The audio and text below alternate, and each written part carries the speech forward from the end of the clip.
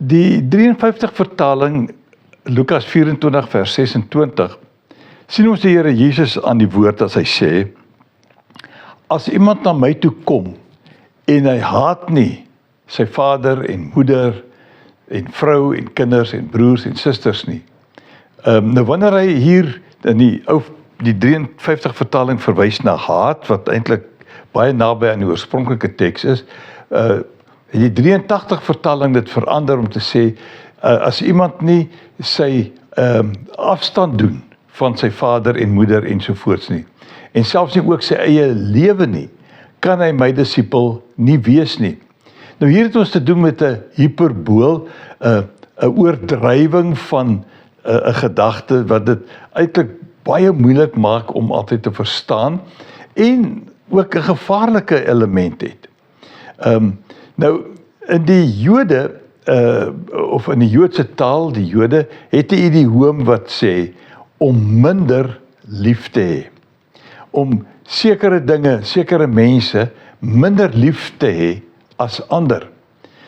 Nou die gevaar is dat dit 'n verskoning kan wees om op 'n onaanvaarbare manier teenoor geliefdes op te tree en dit op die ou einde dan ook te regverdig. Want die Here Jesus sê dan, ons moet mekaar ook haat. Nou, ek lees in Matteus 12 vers 47 tot 50, dat iemand by die Here gekom het en vir hom gesê het, u moeder en u broers staan daar buite en wil met u praat. Jesus se moeder en broers.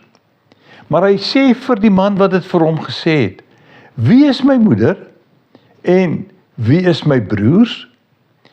Toe wys hy vra die vraag en hy antwoord self, toe wys hy met sy hand na sy disippels.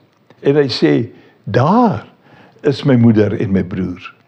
En hy voeg by, elkeen wat die wil doen van my Vader wat in die hemel is, die is my broer, my suster en my moeder. So, die regte manier dink ek om hierdie uitspraak van die Here Jesus te verstaan, is dat hy verwys ook na ander gelowiges. Hulle is ook jou familie. En dat jy nie net jou eie mense as familie moet sien nie, maar ook ander gelowiges.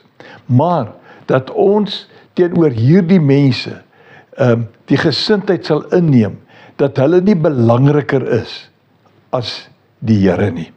Ons geloof in die Here moet sterker wees as ons liefde vir ander mense, selfs vir gelowiges in die gemeente. Daarom, kom ons wees op die regte manier lief, maar veral vir die Here.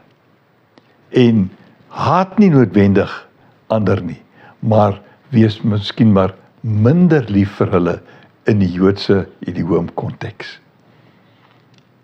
Loop mooi.